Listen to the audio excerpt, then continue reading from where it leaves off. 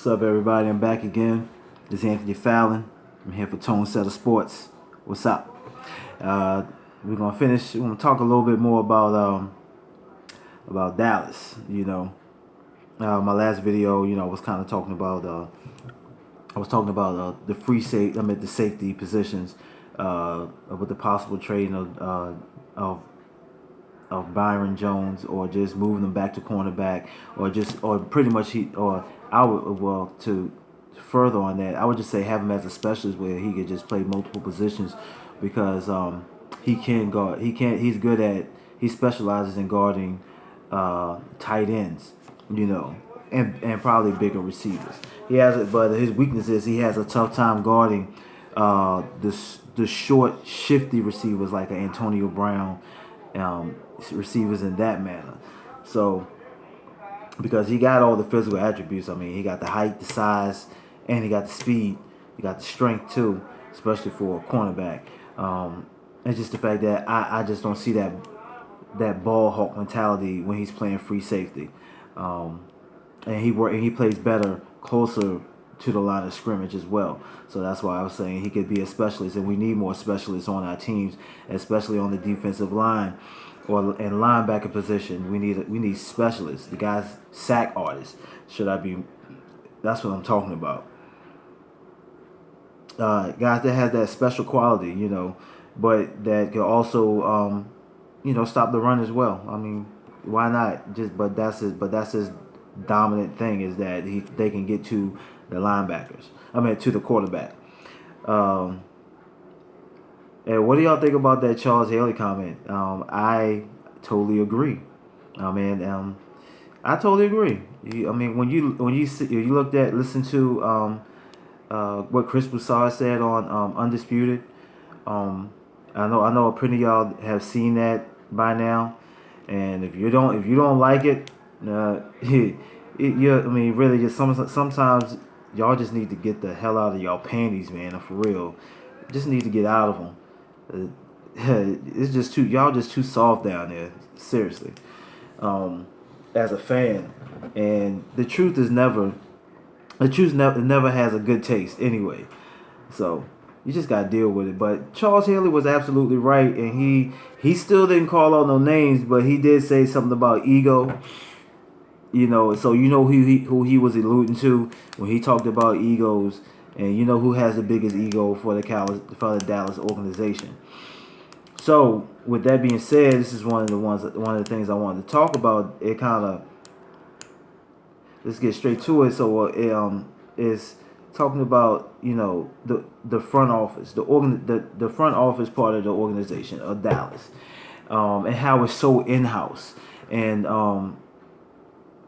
due to the fact that what was recently reported earlier this week, it just kind of shed some light. Not trying to say nothing in a negative way or whatever. You take it however you want. You know what I'm saying? But it just showed me how in-house it is. Okay, I understand JJ and his son. You know what I'm saying? Of course, because his son is going to take over eventually. So I can get that. But when it comes to I didn't know that Garrett's father was in the scouting department. You know what I'm saying? Stuff like that. So that kind of shows me, I'm not trying to knock that the fact that they don't know football or nothing like that, but it just kind of shows me why they call Jason Garrett the puppet and Jerry Jones the puppet master.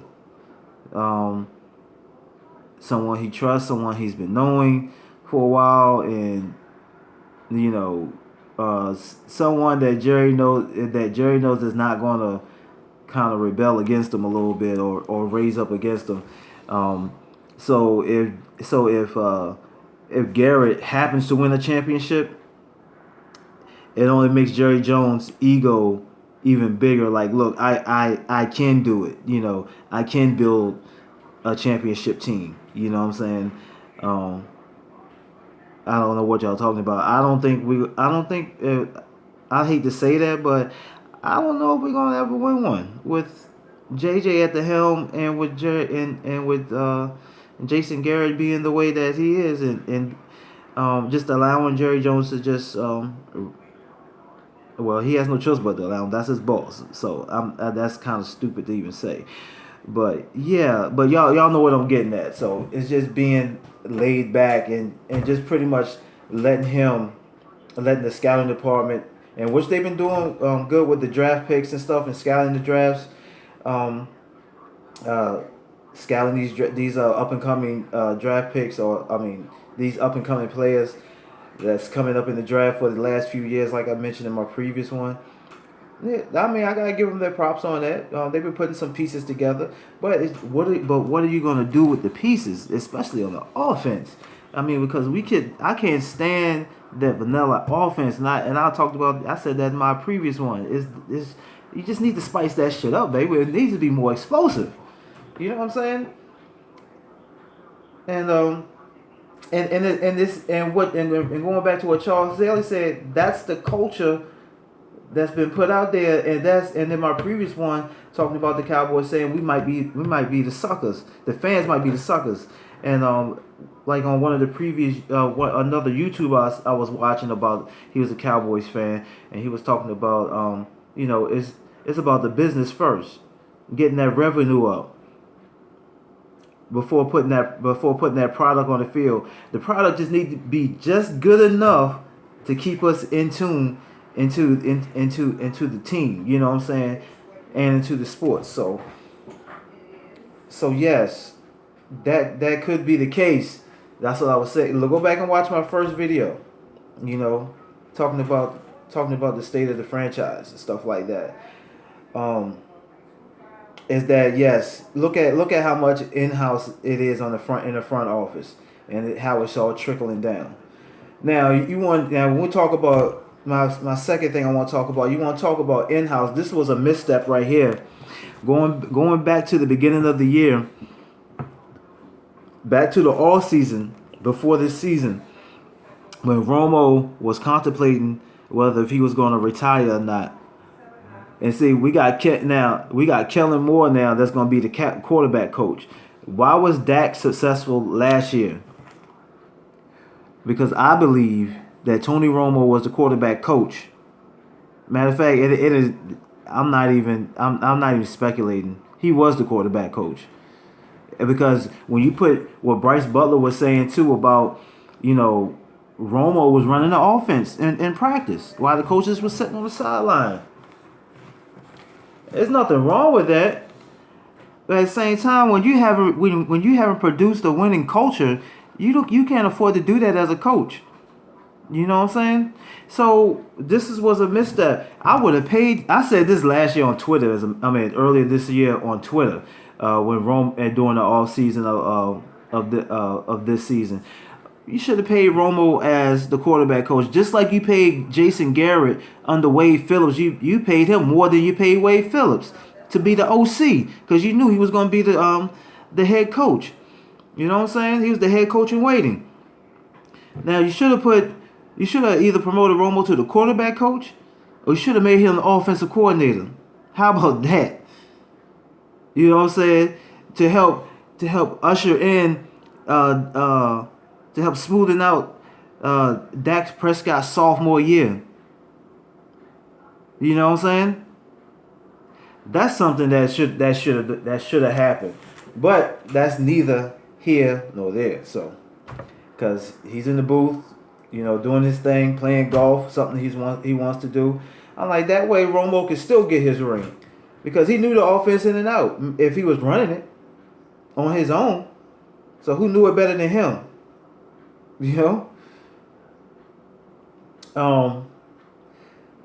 Let's talk about this draft pick and kudos to was it Davo highlights. I saw this and I did hear about this guy, but he put a highlight reel together of this wide receiver from SMU, Cortland Sutton.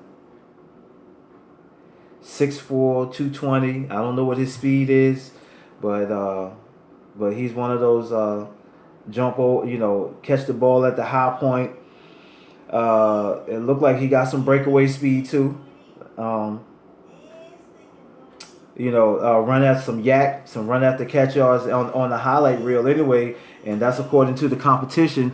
I seen some where he was playing against Baylor on the highlight reel, Cincinnati, stuff like that.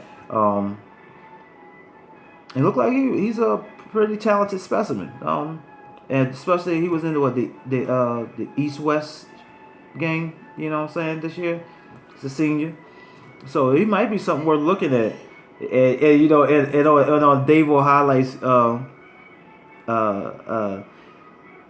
little clip, their YouTube clip, he had Dez Bryant replacement. I don't know that's not gonna happen, but maybe, I don't know, but that's not gonna happen. I don't think, but I think it's still he's worth drafting depending on where he falls, because like I said,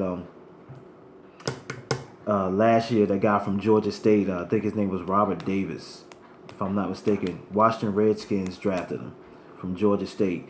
Y'all might have to watch out for him this year, for real. Hopefully he gets on the field, but he was another big body receiver, had 4.3 speed. He had broke the record for catches and yards for Georgia State. If I'm not, correct me if I'm wrong, but I know he broke one of the two of those records. So he had the stats to back up his play, even though he played for Georgia State. And, Georgia State kind of had put out some players though. And there's something about those wide receivers from small schools, because you look at T.O., Jerry Rice, players such as that. What's the guy? We used to have him. I get so.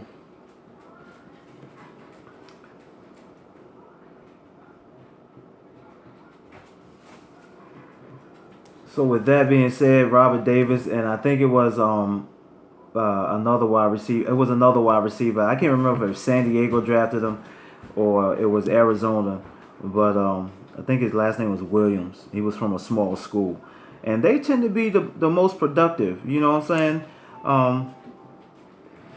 Those special wide receivers, anyway. I mean, look at where Randy Moss came from. He came from Marshall. You know what I'm saying? Even though he had went to Miami, bounced around a couple colleges and stuff because of his potential. But just saying. So Cortland Sutton is someone we need to look at. Because I'm all about getting talent regardless. Because I look at it, and when I say adding depth in my first one, is because I look at it like this.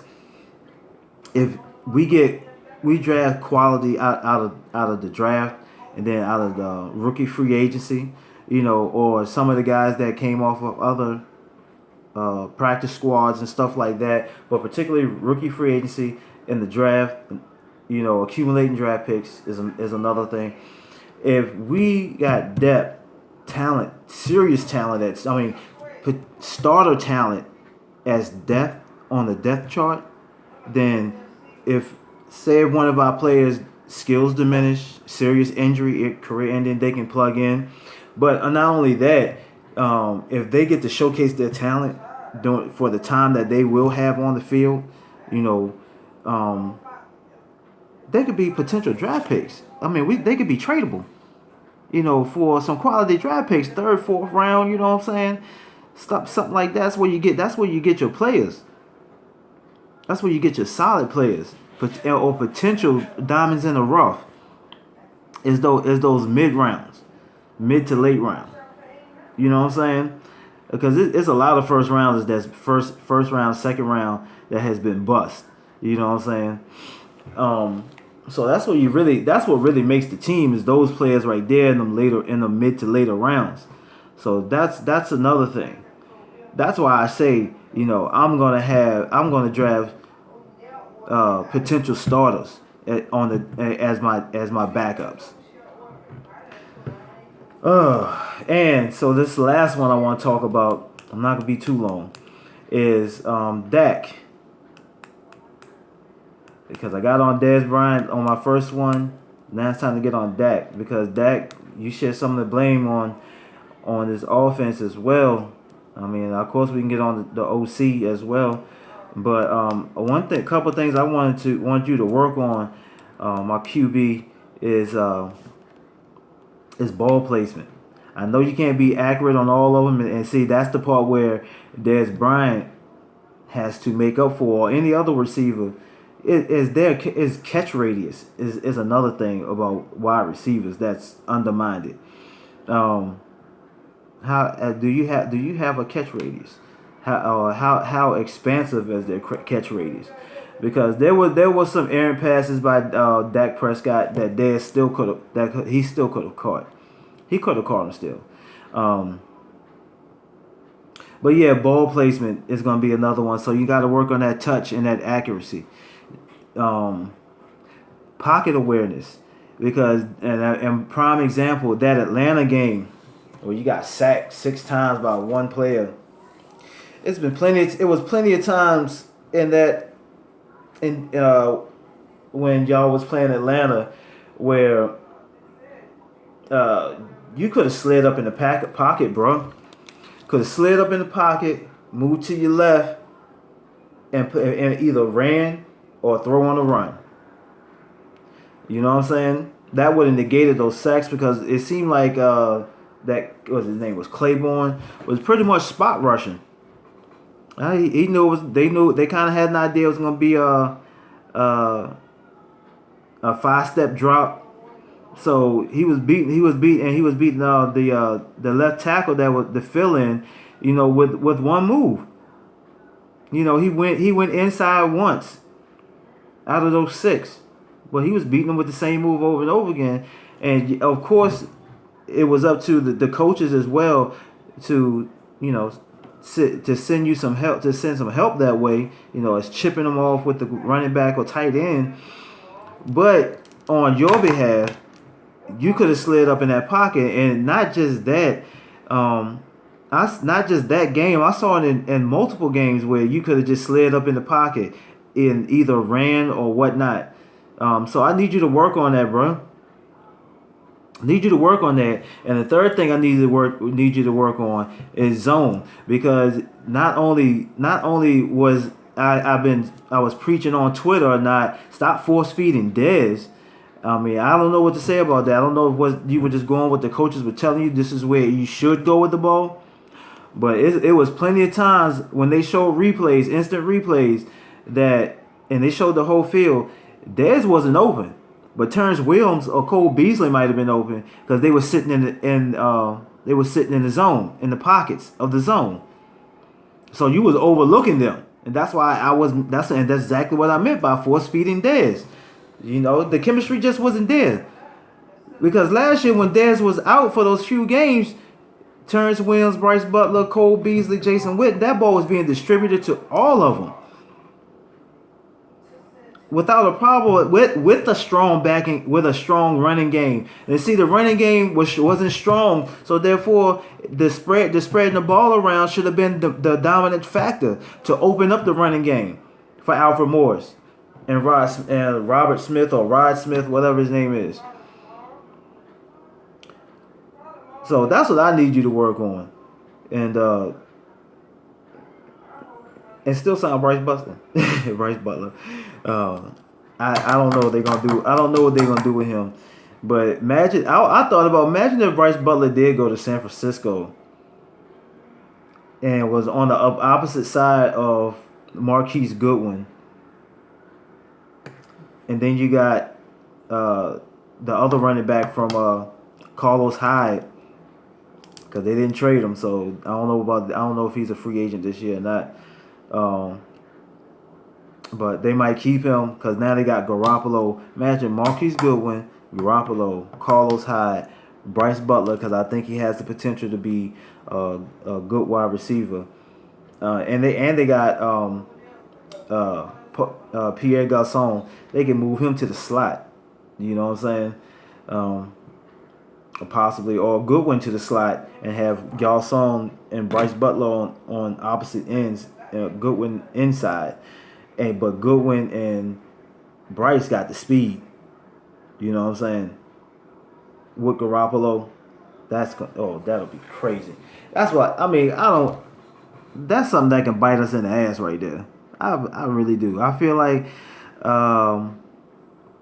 just like all those wide receivers that we that turned out to be good when they left. Like I'm gonna tell you, like what's his name for Jacksonville, and when Jacksonville first became a franchise in the organization, his name was Jimmy.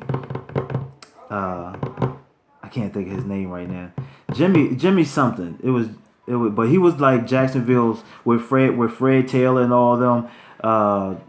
He played with the Cowboys. Cowboys drafted him. He was like a rookie free agent or something like that, and he was a beast. But we had Alvin Harper and Michael Irvin. You know what I'm saying? During that time, I think, or some it was somewhere. It's somewhere in between that, in between like the end of towards the end of their careers or whatnot. Well, I think right in the prime of their career, if I'm not mistaken. Yeah, he had that, but I understand that they was too good. The Hall of Famers, you know, a ring of honor wide receivers for the Cowboys. But he was beast. I'm like, you just don't let them guys go, and he could be one of those type of wide receivers. Bryce Butler could be. So, with that being said, this is Tone Setter Sports Channel. Peace. I'm out.